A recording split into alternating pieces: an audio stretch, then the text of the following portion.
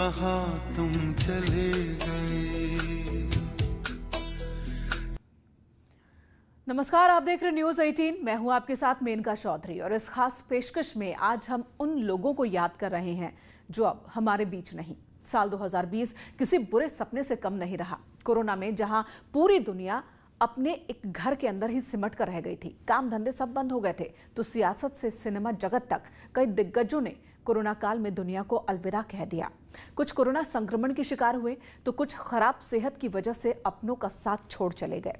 ऐसे ही जानी मानी हस्तियों को साल के अंत में न्यूज 18 का अलविदा। चिट्ठी न कोई संदेश, जाने वो कौन सा देश, कहाँ तुम चले गए।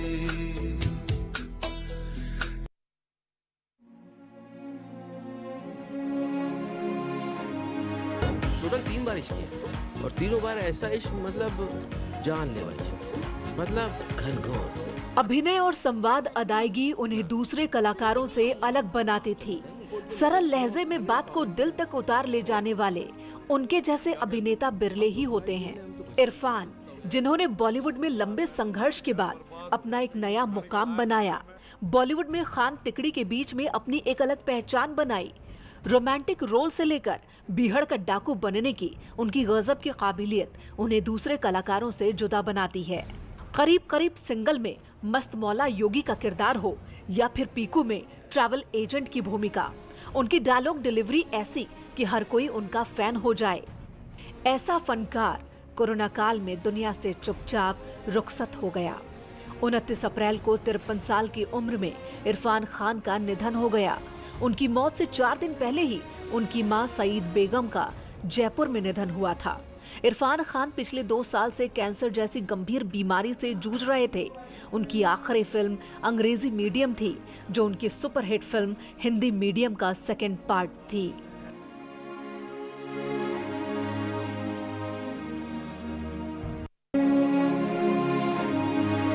बॉलीवुड अभी इरफान खान के गम से उबरा भी नहीं था कि अगली ही सुबह ऋषि कपूर के निधन की खबर से बॉलीवुड समेत उनके फैंस सख्ते में आ गए। 30 अप्रैल को 67 साल की उम्र में ऋषि कपूर ने मुंबई के हॉस्पिटल में आखिरी सांस ली। ऋषि कपूर लंबे वक्त से कैंसर से जूझ रहे थे। अमेरिका में करीब 1 साल तक उनका इलाज भी चला, जिसके बाद इसी साल वो भारत लौटे थे। लॉकडाउन के दौरान जब पीएम मोदी ने कोरोना वॉरियर्स के सम्मान में जनता से थाली ताली बजाने की अपील की थी, तब ऋषि कपूर ने अपनी बालकनी में खड़े होकर पूरे जोश के साथ थाली ताली बजाई थी, जिसका वीडियो उनकी मौत के बाद जमकर वायरल हुआ। अपने पिता राज कपूर की फिल्म मेरा नाम जोकर से बाल कलाकार के तौर पर 1970 में बॉलीवुड में डेब्यू करने वाले ऋषि कपूर को अपनी पहली ही फिल्म के लिए राष्ट्रीय पुरस्कार मिल गया था। तो हीरो के रूप में उनकी पहली फिल्म बॉबी के लिए उन्हें सर्वश्रेष्ठ अभिनेता का फिल्म फेयर अवार्ड मिला। ऋषि कपूर को 2008 में film fair life time achievement award से भी सम्मानित किया गया था।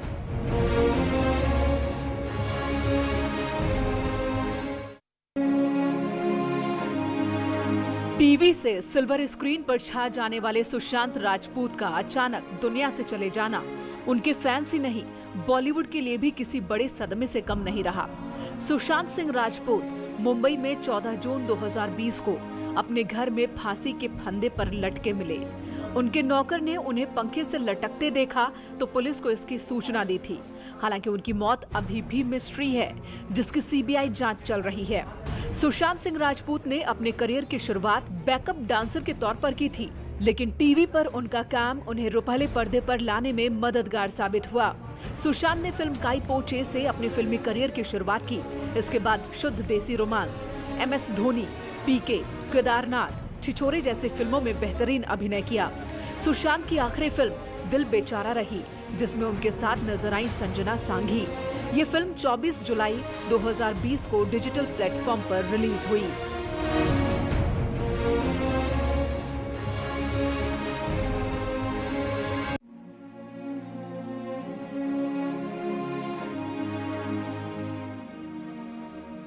साल 2020 बॉलीवुड इंडस्ट्री के लिए कई मायनों में बुरा साबित हुआ। कई दिग्गज सितारे एक एक कर दुनिया से रुखसत हो गए। बॉलीवुड के दबंग खान की म्यूजिकल हिट फिल्मों का संगीत देने वाले साजिद वाजिद की जोड़ी इस साल बिछड़ गई। कोरोना के चलते वाजिद खान का 1 जून को 42 साल की उम्र में निधन हो गया। वाजिद खान किडनी की बीमारी से पीड़ित थे। उनकी हालत बिगड़ने के बाद उन्हें मुंबई के एक अस्पताल में भर्ती कराया गया था। कुछ महीने पहले ही उनकी किडनी ट्रांसप्लांट की गई थी, लेकिन कोरोना संक्रमण वाजिद खान के लिए जानलेवा साबित हुआ। साजिद वाजिद की जोड़ी को बॉलीवुड के सबसे सफल म्यूजिक डायरेक्टर्स की जोड़ी में गिना जाता था। सलमान खान की सुपरहिट फिल्म प्यार किया तो डरना क्या से साजिद वाजिद ने बॉलीवुड में डेब्यू किया, जिसका संगीत लोगों की जुबान पर चढ़ गया था। इस फिल्म के बाद तो साजिद वाजिद मानो सलमान खान की हर फिल्म का म्यूजिक देने लगे। तुमको न भूल पाएंगे, तेरे नाम, गर्व, मुझसे शादी करोगी, पार्टनर, गॉड तुझसे ग्रेट हो, वांटेड, वीर और दबंग की तीनों सीरीज का म्यूजिक साजिद वाजिद ने ही दिया था।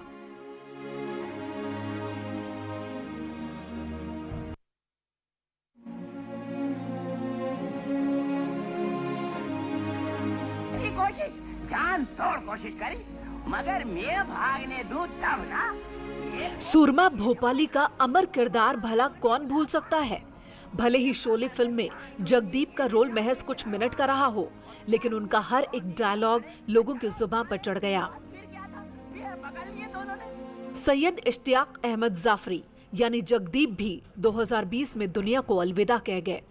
जगदीप का बचपन संघर्षों में बीता था। उन्होंने बचपन में सड़कों पर साबुन कंघे बेचकर पैसे कमाए। जगदीप के सिने करियर की शुरुआत विमल राय की फिल्म 2 बीघा जमीन से हुई, लेकिन शोले फिल्म में उनके निभाए सूरमा भोपाली के यादगार किरदार ने तो उन्हें फिल्म इंडस्ट्री में अमर कर दिया। शोले के बाद जगदीप की डिमांड इतनी बढ़ गई कि वो 1 साल में 10 से ज्यादा फिल्में करने लगे। हालांकि हर फिल्म में उनका किरदार कुछ कुछ सूरमा भोपाली की याद दिलाता रहा।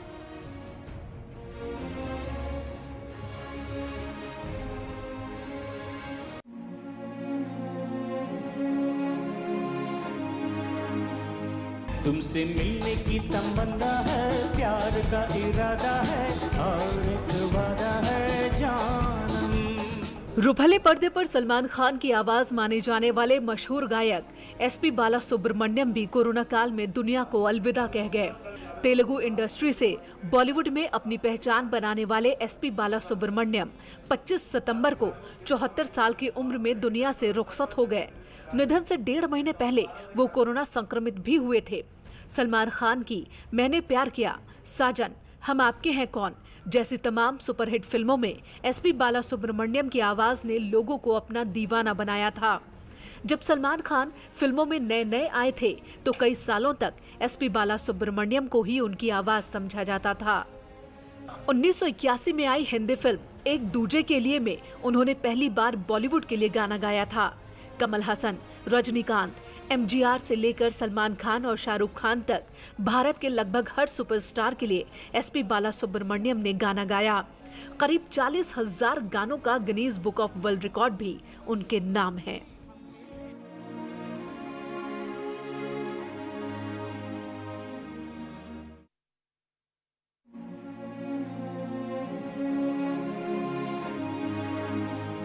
जिस दौर में angry young man Amitabh Bachchan Bollywood पर छाए हुए थे, उस दौर में एक फिल्मकार ऐसा भी था जिसका हीरो गुस्से वाला नहीं बल्कि सौम्य और थोड़ा शर्मीला सा था। उनकी फिल्मों की कहानी रियल लगती थी, किरदार आसपास की दुनिया में रचे बसे लगते थे। ऐसे फिल्मकार बासु चटर्जी भी 93 साल की उम्र में 4 जुलाई को दुनिया को अलविदा कह गए। अमिताभ के दौर में अमोल पालेकर उनकी फिल्मों का हीरो होता था, जिसके किरदार की मासूमियत दिल पर उतर जाती थी। उनकी फिल्मों का रोमांस असल जिंदगी जैसा था, आम लोगों की आम परेशानियों का जिक्र था। बासु चटर्जी का यूपी से गहरा नाता रहा। मथुरा और आगरा में उनकी पढ़ाई हुई। मथुरा में ग्रेजुएशन के बाद वो रोजी रोटी की तलाश में मुंबई गए। उनका काम हमेशा रजनीगंधा के फूलों की तरह महकता रहेगा।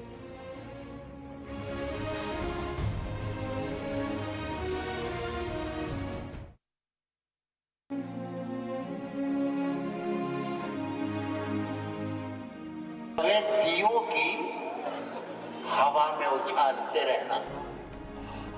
उनके गजल पढ़ने का अंदाज ही निराला था। थोड़ा सा रुक कर हंसते हुए गंभीर बात कह जाना राहत इंदौरी से बेहतर भला कौन कर सकता है। कवि सम्मेलन और मुशायरों की जान राहत इंदौरी का इंतकाल भी कोरोना काल में हो गया। मैं जानता हूं कि दुश्मन भी कम नहीं। मुशायरों में उनका हर लफ्ज न सिर्फ तालियां बटोरता बल्कि उनके अंदाजे बयां पर लोग लाजवाब हो जाते थे। गहरी से गहरी बात भी बेहद आसान लफ्जों में समझाने का दम रखने वाले राहत इंदौरी 70 साल की उम्र में 11 अगस्त को दुनिया को अलविदा कह गए। कोरोना संक्रमित होने के बाद उन्हें इंदौर के एक अस्पताल में भर्ती कराया गया था, जहां दिल का दौरा पड़ने से उनकी मौत हो गई।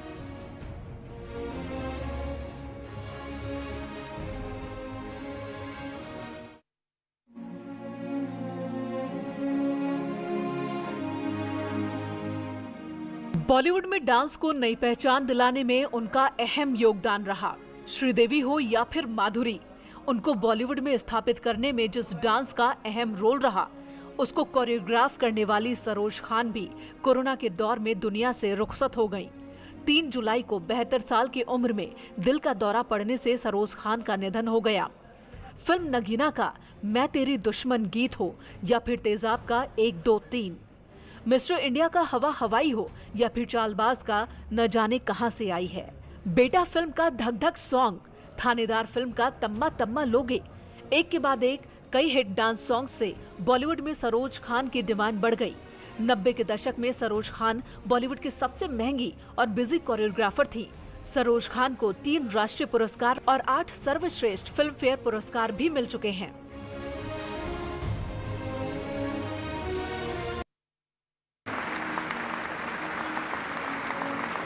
भारत रत्न प्रणब मुखर्जी एक ऐसे राजनेता जिन्हें राजनीति में अजात शत्रु कहा जाता था। वो भले ही जिंदगी भर कांग्रेस की विचारधारा से जुड़े रहे, लेकिन दूसरे दल के नेता भी उनका दिल से सम्मान करते थे।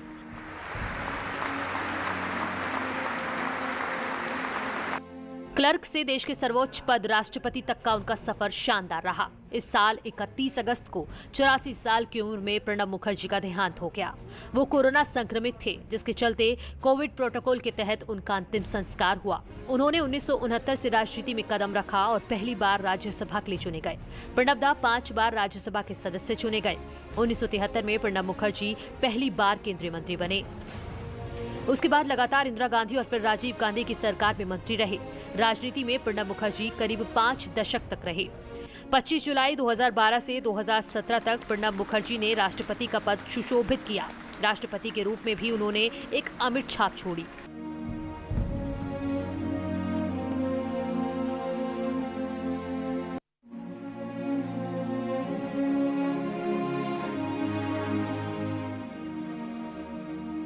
कोरोना काल में देश ने कई हस्तियों को अलविदा कहा, जिनमें बीजेपी के वरिष्ठ नेता लालजी टंडन का नाम भी शुमार है, जिन्होंने इस साल 21 जुलाई को लखनऊ के मेदांता अस्पताल में अंतिम सांस ली। उस दौरान लालजी टंडन मध्य प्रदेश के राज्यपाल थे। इससे पहले उन्होंने करीब 11 महीने तक बिहार के राज्यपाल की जिम्मेदारी भी संभाली। लालजी टंडन 2 बार यूपी विधान परिषद के सदस्य भी रहे। पहली बार 1978 से 1984 तक एमएलसी रहे, जबकि 1990 से 1996 तक विधान परिषद में सदन के नेता रहे, जिसके बाद लालजी टंडन 1996 से लेकर 2009 तक विधायक भी चुने गए। 2003 से 2007 के बीच विधानसभा में विपक्ष के नेता भी रहे। लालजी टंडन ने कल्याण सिंह और मायावती की बीएसपी बीजेपी गठबंधन सरकार में मंत्री की भी जिम्मेदारी संभाली। 2009 में लालजी टंडन पहली बार लोकसभा सांसद चुने गए। ये सीट इससे पहले पूर्व प्रधानमंत्री अटल बिहारी वाजपेयी की सीट थी, जहां से अटल जी लगातार 4 बार सांसद रहे। लालजी टंडन को पूर्व पीएम अटल जी का हनुमान भी कहा जाता था, जिन्होंने 1.5 दशक तक अटल जी के संसदीय क्षेत्र लखनऊ की कमान संभाली।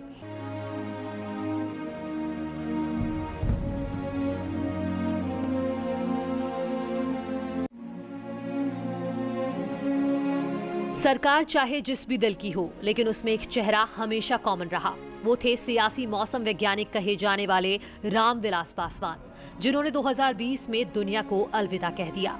74 साल की उम्र में 8 अक्टूबर को अंतिम सांस ली।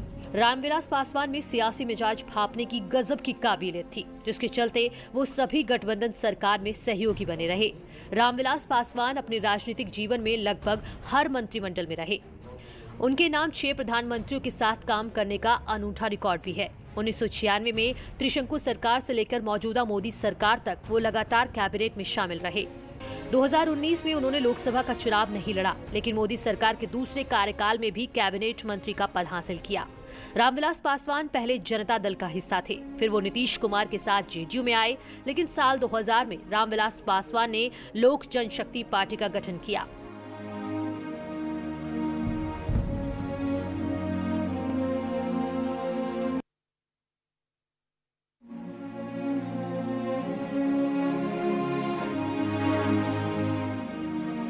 इस साल दुनिया को अलविदा कहने वाले सियासी हस्तियों में केंद्रीय रेल राज्य मंत्री सुरेश अंगड़ी का नाम भी शामिल है, जिनका 24 सितंबर को 65 साल की उम्र में निधन हुआ। उन्होंने दिल्ली एम्स में आखिरी सांस ली। सुरेश अंगड़ी कोरोना संक्रमित थे। उन्होंने खुद ट्वीट कर कोरोना पॉजिटिव होने की जानकारी दी थी। अंगड़ी कर्नाटक के बेलगावी से 4 बार सांसद थे।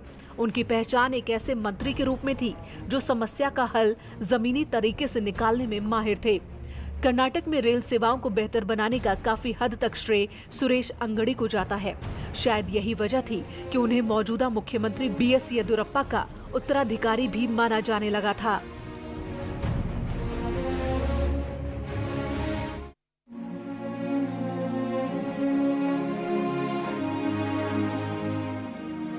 भारतीय क्रिकेट टीम के सफल सलामी बल्लेबाज रहे चेतन चौहान भी कोरोना काल में दुनिया को अलविदा कह गए।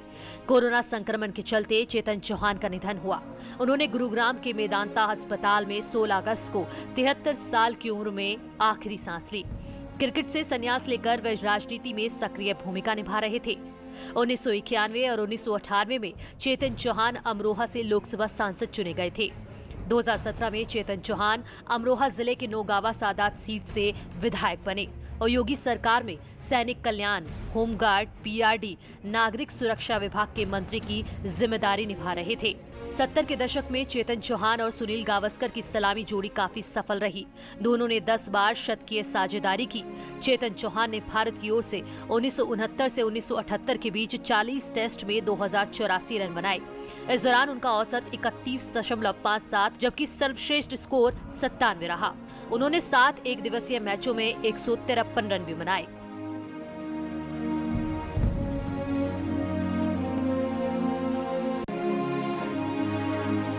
कांग्रेस के सबसे भरोसेमंद सिपाही कहे जाने वाले मोतीलाल वोरा भी 2020 में दुनिया को अलविदा कह गए।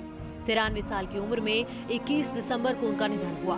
मोतीलाल वोरा मध्य प्रदेश के 2 बार मुख्यमंत्री और उत्तर प्रदेश के राज्यपाल की जिम्मेदारी भी संभाल चुके हैं। मोतीलाल वोरा कांग्रेस में कई अहम पदों पर रहे। मोतीलाल वोरा करीब 18 साल तक कांग्रेस के राष्ट्रीय कोषाध्यक्ष भी रहे। मोतीलाल वोरा गांधी परिवार के खास माने जाते थे। 1972 में मोतीलाल वोरा कांग्रेस के टिकट पर पहली बार विधायक चुने गए। इसके बाद 1977 और 1980 में उन्होंने फिर से चुनाव जीता। वो पहली बार 13 मार्च 1985 को मध्य प्रदेश के मुख्यमंत्री बने। 1988 में मुख्यमंत्री पद से इस्तीफा देने के बाद राज्यसभा के सदस्य चुने गए और राजीव गांधी सरकार में उन्हें परिवार कल्याण मंत्री बनाया गया। इसके बाद 25 जनवरी 1989 से 9 दिसंबर 1989 तक उन्होंने दूसरी बार एमपी के मुख्यमंत्री की जिम्मेदारी संभाली।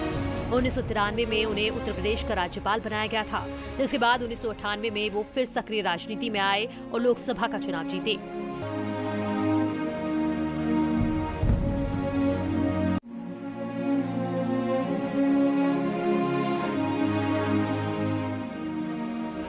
सोनिया गांधी के थिंक टैंक कहे जाने वाले अहमद पटेल भी कोरोना काल में दुनिया से रुखसत हो गए। अहमद पटेल ने 25 नवंबर को 71 साल की उम्र में दुनिया को अलविदा कहा। अहमद पटेल को 10 जनपद का चाणक्य भी कहा जाता था। वो कांग्रेस में गांधी परिवार के सबसे करीब और पार्टी में नंबर 2 की हैसियत वाले नेता माने जाते थे। अहमद पटेल 2001 से सोनिया गांधी के राजनीतिक सलाहकार भी थे। हालांकि बेहद ताकतवर असर वाले अहमद पटेल हमेशा मीडिया से दूरी बनाए रखते थे। अहमद पटेल 3 बार लगातार लोकसभा के लिए चुने गए, तो 1993 से निधन तक वो लगातार राज्यसभा के सदस्य रहे। पटेल ने अपनी राजनीतिक सफर की शुरुआत नगर पालिका के चुनाव से की थी। बाद में पटेल ने कांग्रेस का हाथ थाम लिया। पंचायत अध्यक्ष के पद से राजनीति की शुरुआत करने वाले पटेल 1986 में गुजरात कांग्रेस के अध्यक्ष बने। 1977 के आम चुनाव में जब कांग्रेस की करारी हार हुई थी, उस दौरान अहमद पटेल ने पहली बार लोकसभा का चुनाव जीता।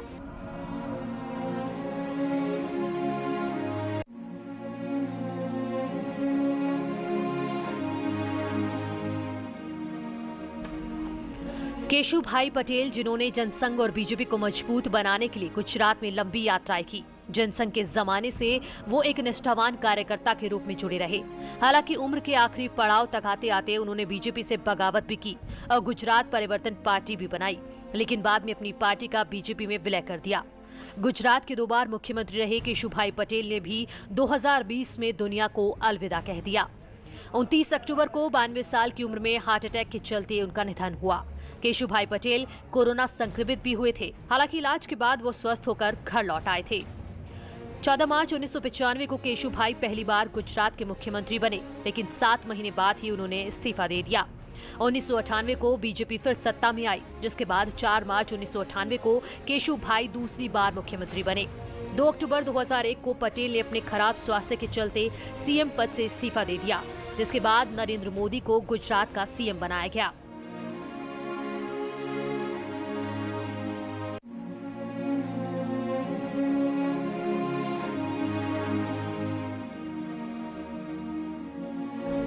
असम में कांग्रेस का चेहरा माने जाने वाले तरुण गोगोई भी साल के अंत में दुनिया को अलविदा कह गए। गुवाहाटी मेडिकल कॉलेज में 23 नवंबर को 84 साल की उम्र में उनका निधन हो गया। तरुण गोगोई 26 अगस्त को कोरोना पॉजिटिव पाए गए थे, जिसके बाद उनका 3 महीने तक अस्पताल में इलाज चला। उन्हें ब्लड प्लाज्मा भी चढ़ाया गया था। उनके कई अंगों ने काम करना बंद कर दिया था, जिसके चलते वो दुनिया से रुखसत हो गए। तरुण गोगोई ने 15 साल तक लगातार असम के मुख्यमंत्री की जिम्मेदारी निभाई। लगातार 3 चुनाव में जीत का रिकॉर्ड बनाया। मुख्यमंत्री के रूप में उन्हें असम को विकसित करने और उग्रवाद को खत्म कर हिंसा को कम करने का श्रेय जाता है। राजीव गांधी के समय तरुण गोगोई 1985 से 1990 तक कांग्रेस के महासचिव रहे। पीवी नरसिंह राव सरकार में तरुण गोगोई ने राज्य मंत्री की जिम्मेदारी निभाई। गोगोई कुल 6 बार लोकसभा के सांसद चुने गए। वे 1971 से 1985 तक 3 बार जोरहट से सांसद रहे। उसके बाद 1991 से 2001 तक कालीबोर के सांसद रहे। 2001 में असम में कांग्रेस की वापसी का इनाम तरुण गोगोई को मुख्यमंत्री की कुर्सी के रूप में मिला।